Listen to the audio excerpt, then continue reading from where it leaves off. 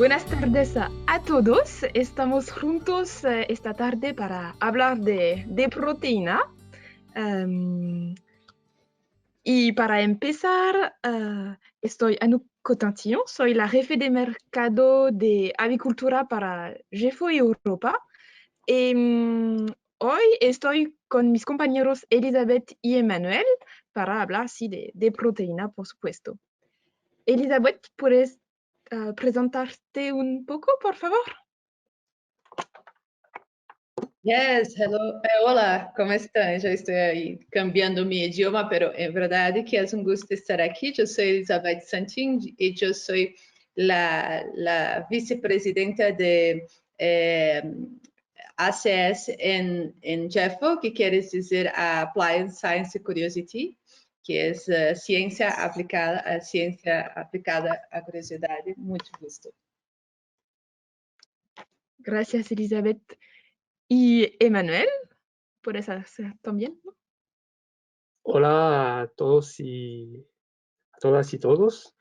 Entonces soy Manuel Londo, soy el responsable técnico a IFO Europa, todas especies, y es un placer estar con vosotros y hablar hoy de proteína. Sí, por supuesto. Durante una hora vamos a intercambiar sobre las limitaciones que podemos ver al nivel del mercado con los precios de las materias primas que están muy caro al momento y también los problemas que podemos tener con estas variaciones dentro de las materias primas. Y vamos a entrar en más detalles sobre los impactos que la proteína va a hacer dentro de los animales.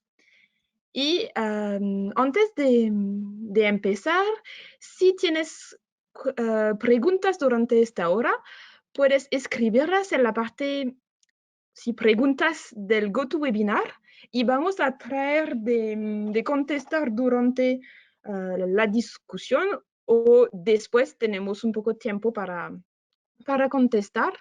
Y si no tenemos el tiempo de contestar a todos, vamos a escribirles una contestación personal después del webinar. Y podemos empezar. Voy a compartir mi pantalla. Si puedes verla. Pienso que está bien. Sí. Sí, gracias. Y para empezar, podemos ver aquí algunos datos sobre el mercado y podemos ver que con diferentes tipos de materias primas hay un aumento desde el verano pasado y ahora. Y es el caso también para todas las materias primas que van a dar proteínas para los animales. Y podemos ver, por ejemplo, que para la torta de soya hay un aumento desde octubre de más de 30%. Y por supuesto, eso va a tener un efecto también sobre el precio del pienso total.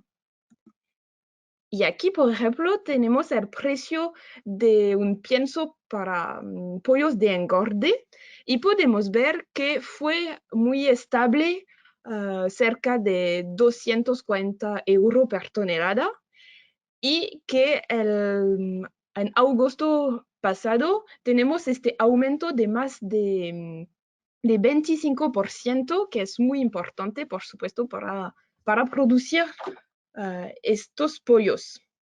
Pero, Emmanuel, tenemos, sí, cuando estamos hablando con nutriólogo, el precio de las materias primas es importante, pero no está la única cosa que tenemos que pensar cuando tenemos que formular un pienso.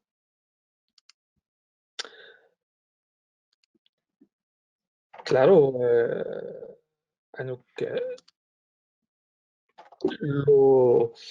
no hay solo, voy a decir, no hay solo variación en el en el precio de las materias primas, pero hay también variación en términos de calidad de las materias primas. Y si nos enfocamos a las materias primas proteicas y en particular si nos enfocamos a la torta de soya, sabemos muy bien que hay variabilidad en términos de composición de estas tortas de soya. Para ilustrar esto, hay un estudio muy reciente, es una metaanálisis, ¿no? de 18 estudios publicados entre 2002 y 2018. Y en esta metaanálisis se enfocaron a la variabilidad de la composición química de la torta de soya. Y se ve muy bien que cuando consideramos, por ejemplo, la parte de proteína, ¿okay? La proteína cruda, hay el promedio de una torta de soya en términos de proteína es un 46,4% de proteína, pero hay una variación que va de 42% a 50%. Es decir, que hay una variación, una variabilidad de la composición. Y que esta variabilidad, este coeficiente de variación es alrededor de un 4% de coeficiente de variación. Pero claro, no hay solo la proteína que varía, ¿no? También la parte de fibra puede variar y puede variar más que la composición de la torta de soya en términos de proteína. Es decir, que hay una variabilidad, ¿ok? De composición química. Pero después, también, y en este mismo estudio, esta misma metaanálisis, también se enfocaron a la parte de calidad de la proteína. ¿Okay? Calidad de la proteína la midieron con diferentes tecnologías, ¿no? Que sea, por ejemplo, actividad ureasa o solubilidad de la proteína. Y cuando se enfocaron en esta calidad de la proteína, demostraron que hay una variación, que hay una variabilidad de esta calidad de la proteína. En el estudio, en la metaanálisis, ilustraron la diferencia entre orígenes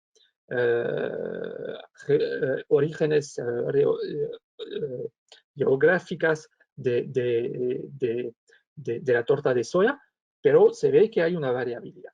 ¿Okay? Y lo que es interesante es que esta variabilidad de la calidad de la proteína, claro, va a impactar al animal. ¿Okay? En este artículo de 2014, sobre 55 tortas de soya diferentes, de diferentes orígenes, demostraron que la diferencia, la variabilidad en términos de composición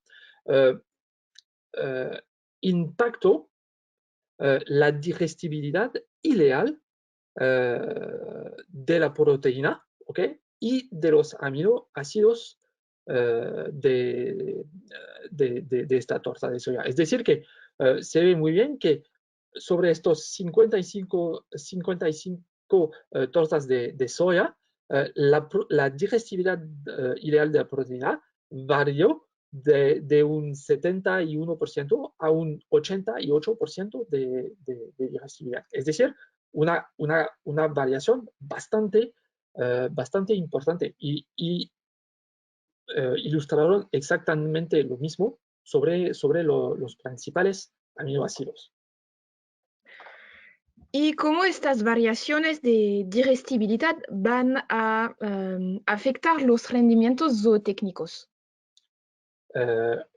Claro, la digestibilidad ideal tiene un impacto sobre los animales en términos de resultados zootécnicos, ¿ok? Sabemos muy bien, hay informaciones sobre esto, ¿no? Existe artículos o existe metaanálisis que demuestran perfectamente que hay una relación estrecha, ¿no?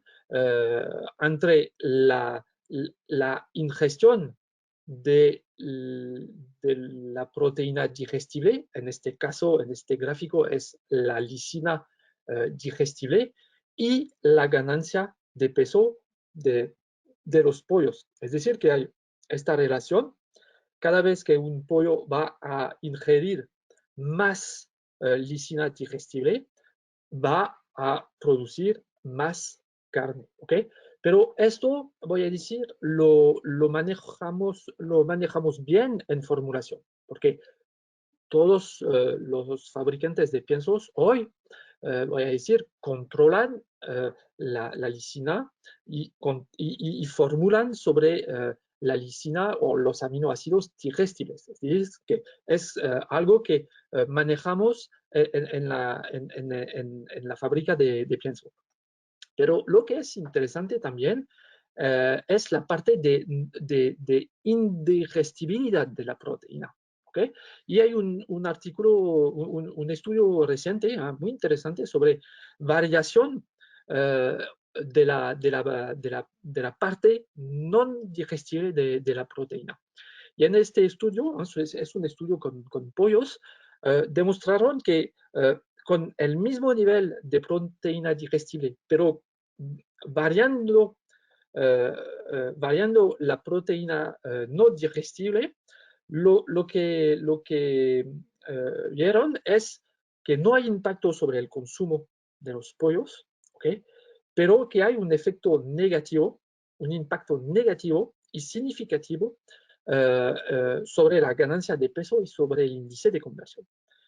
Es decir, que lo que es importante es, primero, claro, controlar la variabilidad. Segundo, manejar, formulando la parte de digestibilidad y los aminoácidos digestibles, pero también la parte de indigestibilidad, vemos que puede impactar también los animales en términos de resultados zootécnicos o de ganancia de peso. Gracias, Emmanuel. Y Elizabeth, ¿puedes explicarnos un poco lo que está, sí, el proceso fisiológico que explica estos resultados, por favor? Sí, con mucho gusto. En verdad, cuando nosotros hablamos de la digestión, por ejemplo, de proteína, vamos a entender y acordar cómo es la parte fisiológica, ¿no?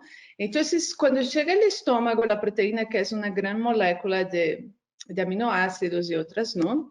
Ella empieza a tener esa digestión por cuenta del ácido clorhídrico y la pepsina, ¿no?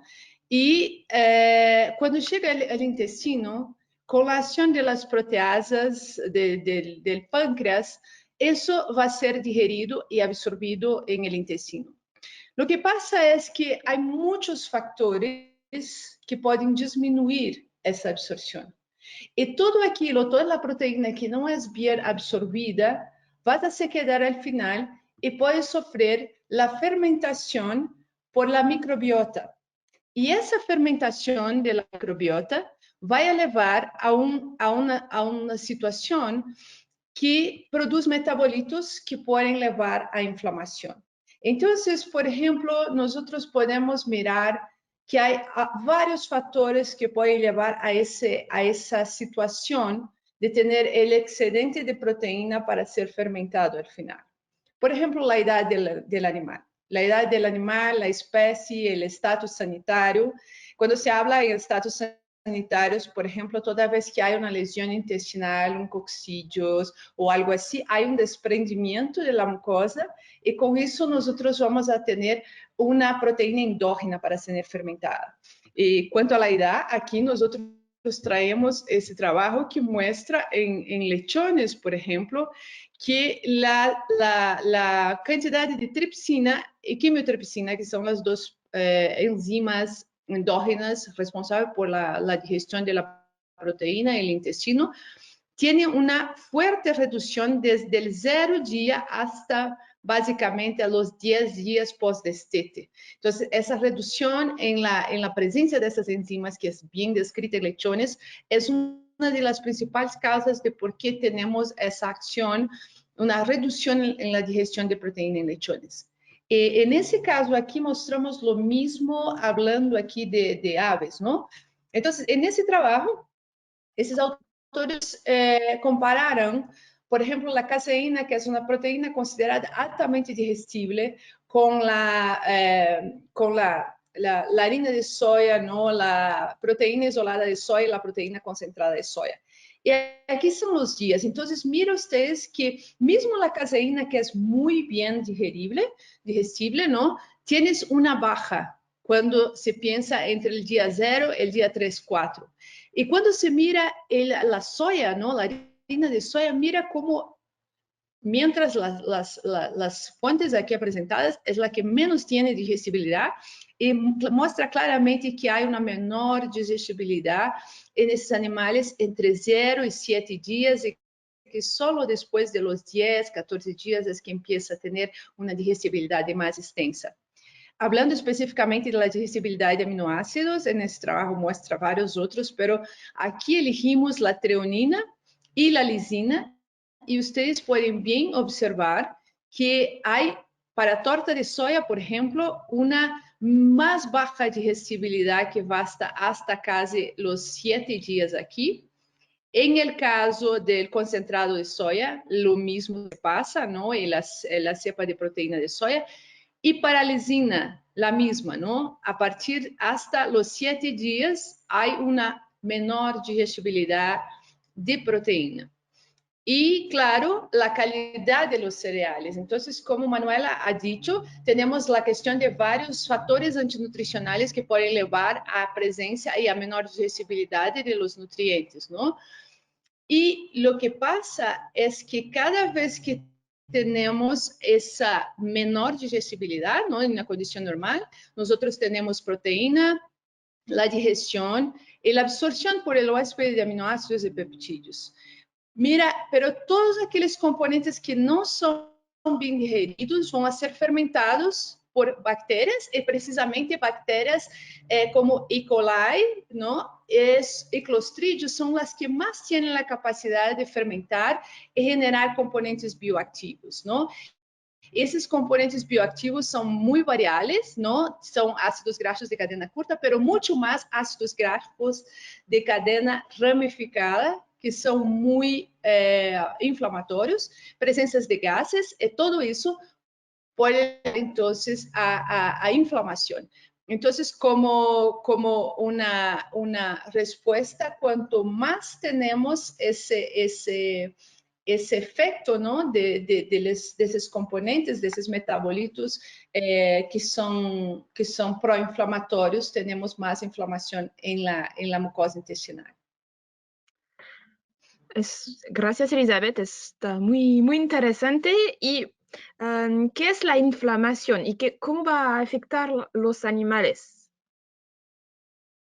Bueno, la inflamación es un proceso que, como todos ya conocen, tienes una reacción del huésped, una reacción del tejido para algo que está afectando, que está causando daños a ese tejido. Y cuando nosotros tenemos esa reacción, esa inflamación, una de las consecuencias es la pérdida de función. Entonces, desde el punto de vista de producción, toda vez que tenemos una inflamación en la mucosa intestinal provocada por esos componentes aquí, vamos a tener de alguna manera una reacción del intestino con una pérdida de función que sería la función de absorción. Entonces, mira, si ustedes vienen a buscar aquí cómo es el intestino, ¿no? En una manera así mucho más didática, lo que miramos es que el intestino es formado por varias capas, aquí como se puede mirar, la mucosa, la submucosa, y tenemos una capa epitelial, aquí con todas las células absortivas, las células caliciformes que producen el muco, y abajo vamos a tener la lámina propia, donde tenemos los vasos y todo eso que pasa. Entonces, aquí mirando en la histología, en una condición normal tenemos aquí la capa epitelial con los enterocitos muy bien trabajados, las células caliciformes que son las azules, y aquí al centro tenemos la lámina propia. En condiciones normales, todo eso es absorbido, ¿no? Todos los nutrientes que son absorbidos aquí rápidamente encuentran una condición clara para llegar a los diversos tejidos para hacer la digestión. La metabolización del proceso.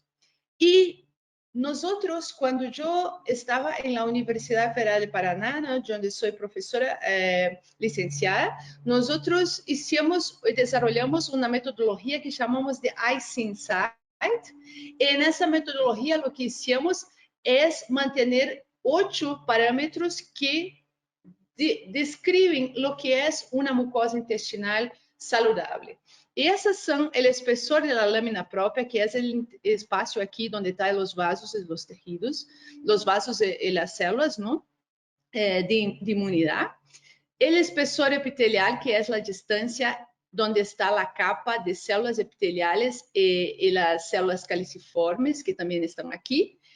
La proliferación de enterocitos inmaturos es un otro parámetro que usamos, porque normalmente, si nosotros volver aquí, los enterocitos nacen aquí a la cripta y después van a desarrollando y maturando hasta llegar aquí al vilo para que tengan la condición de hacer la absorción.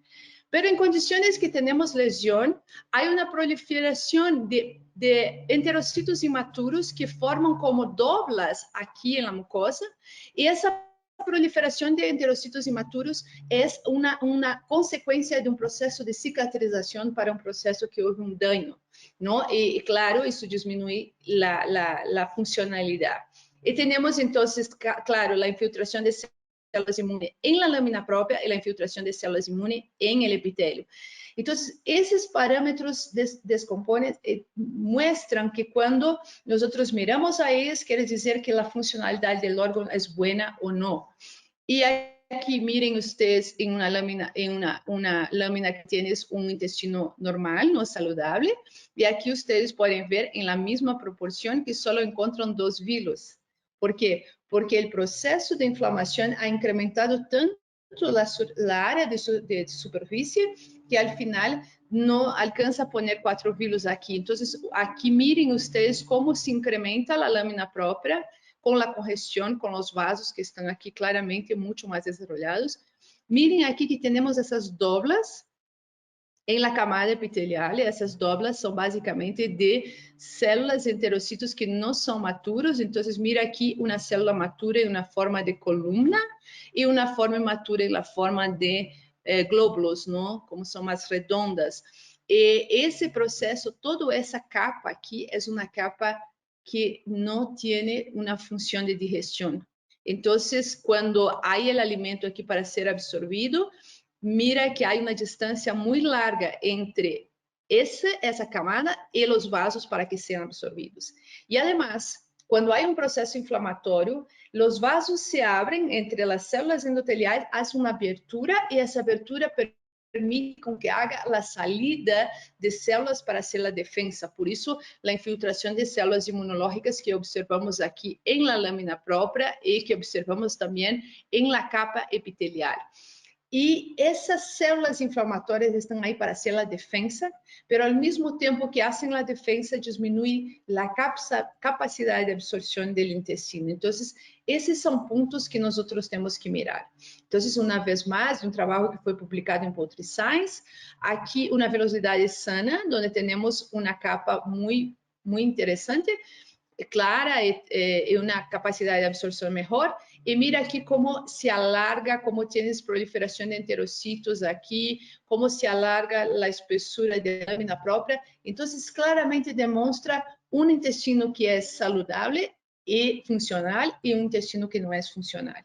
E quando todo isso se passa, em verdade, nós utilizamos esses parâmetros dentro da metodologia InSight. Aqui estão os parâmetros. Há os parâmetros macroscópicos, mas também há os parâmetros histológicos que eu acabo de dizer. E o que hicimos é tentar traduzir essa informação de lesão intestinal, de funcionalidade, em número que permite a vocês comparar, mirar e mensurar quanto esse intestino está ou não dañado, não? Então, para isso, temos que, para cada desses fatores, ponemos um fator de impacto. O fator de impacto vai de 1 a 3, sendo 1 que o fator está afetando muito débil, não? 2, quando está afetando de forma moderada, e 3, quando temos um efeito mais severo dessa função. Então, por exemplo, a mescla de células inflamatórias em la lâmina própria é considerada como um fator muito impactante na funcionalidade do órgão, porque sabemos que nesse momento há muito mais células fazendo a defesa e muito menos capacidade do órgão de absorver os nutrientes, não?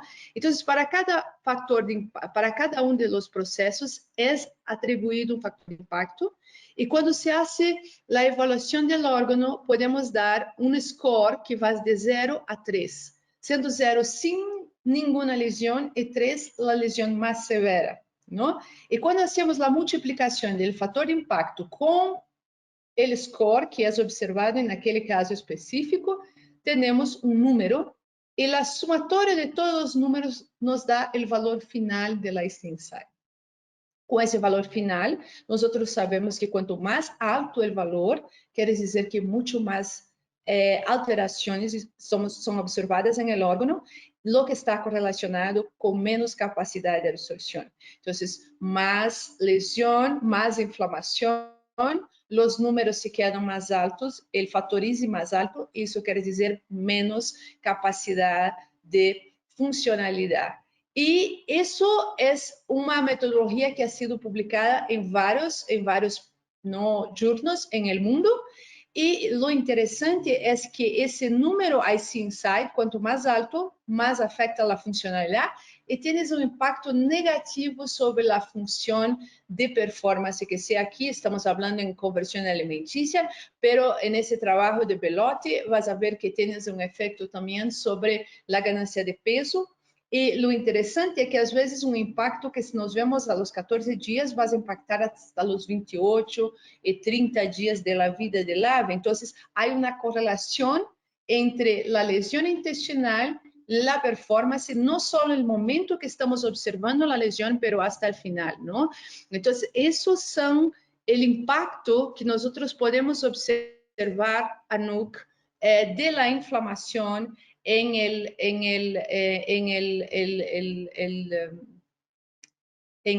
la función del órgano, en la performance de los animales y como consecuencia del excedente de la proteína que no es bien digerida y es fermentada. Gracias, Elizabeth. Sí, por supuesto, es un método muy, muy interesante.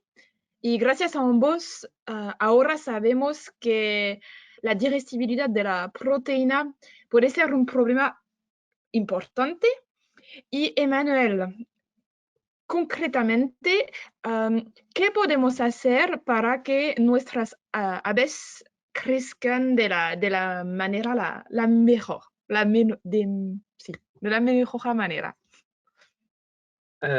Bueno, prácticamente yo creo que lo que es importante es primero, como lo explico muy bien Elizabeth, es considerar que cuando trabajamos con la proteína, hay la parte de proteína que está digestible, ¿okay?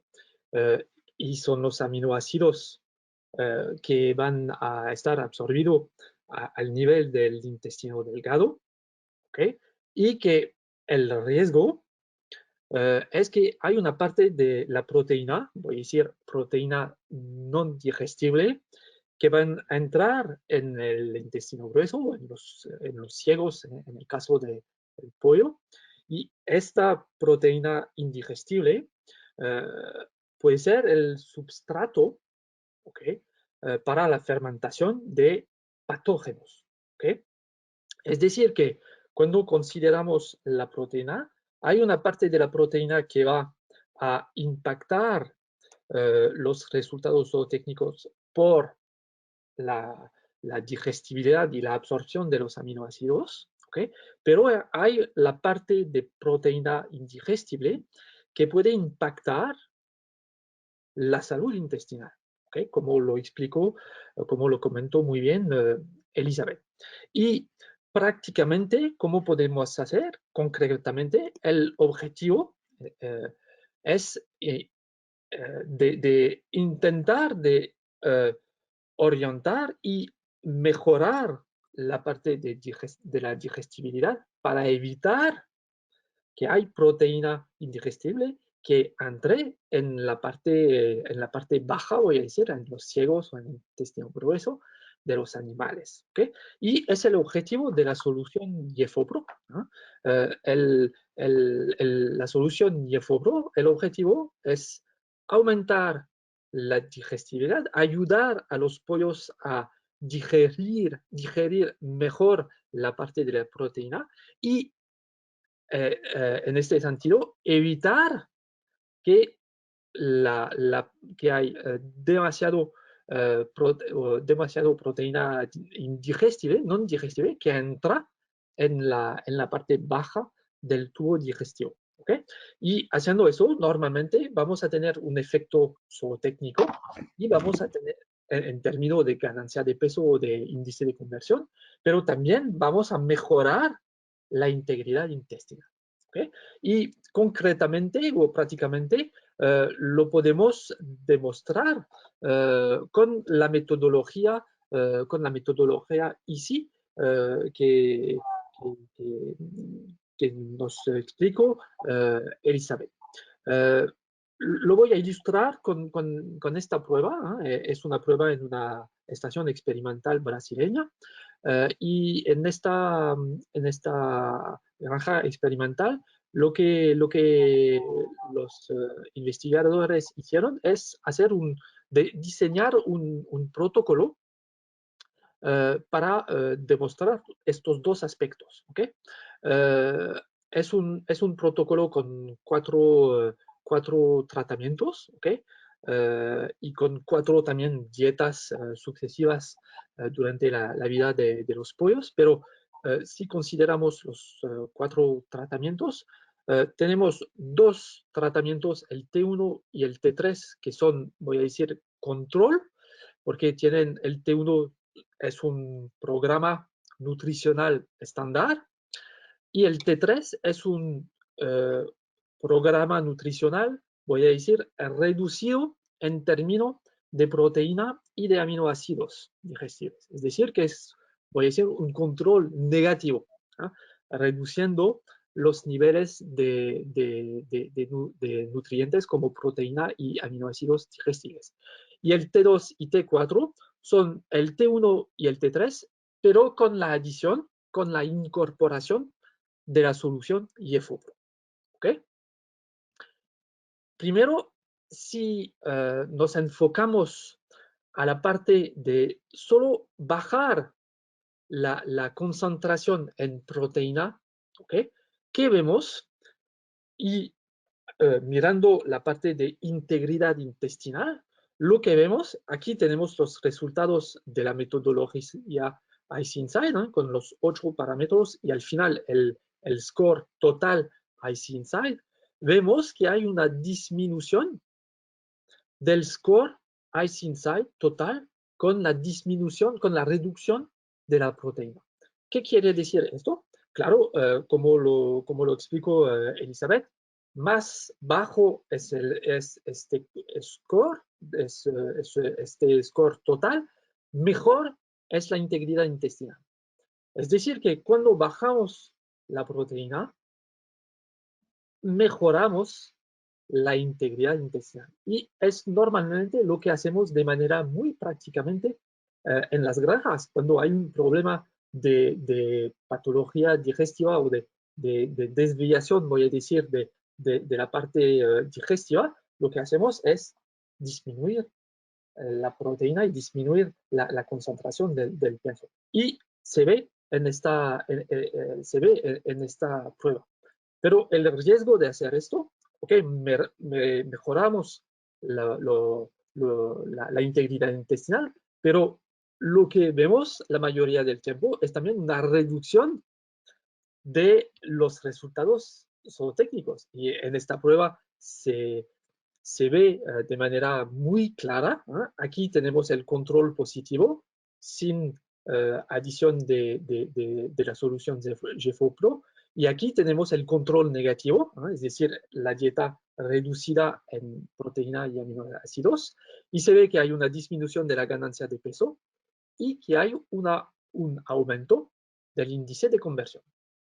Es decir, que bajar la concentración en proteína y aminoácidos puede tener un impacto positivo sobre la integridad intestinal, pero tiene un impacto negativo sobre los resultados zootécnicos.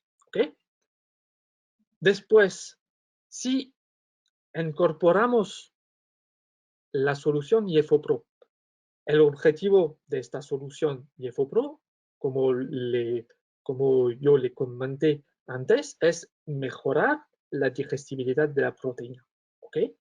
Y se ve muy bien aquí, en los resultados zootécnicos, cuando aplicamos la solución IFOPRO sobre el control positivo o sobre el control negativo, vemos que hay un aumento de la ganancia de peso en los dos casos y hay una reducción significativa del índice de conversión. Es decir, que la solución IFOPRO permite aumentar la digestibilidad de la proteína y con consecuencia el aumento de los resultados zootécnicos. Pero lo que es interesante también, utilizando la metodología ICINSIDE, vimos en este estudio también que la solución IFOPRO disminuyó el scoring total ICINSIDE y de manera significativa sobre las dos dietas, que sea la dieta control positivo o la dieta control negativo. Es decir, que con la solución IFOPRO fuimos capaces primero de mejorar la digestibilidad de la proteína y aumentar los resultados zootécnicos y al mismo tiempo reducir el scoring ICINSIDE, es decir, mejorar la integridad intestinal.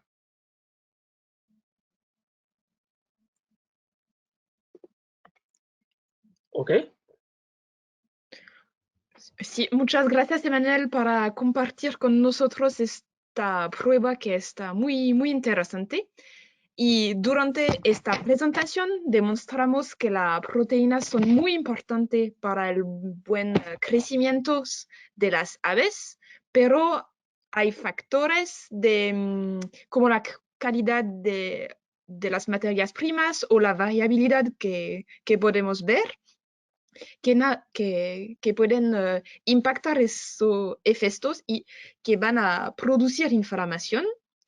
Y esperamos que las informaciones que compartimos con vosotros esta tarde les permiten más conocimiento sobre la nutrición y la fisiología de las aves y que les dan un poco de idea para ayudar a tener una mejor gestión de la proteína posible.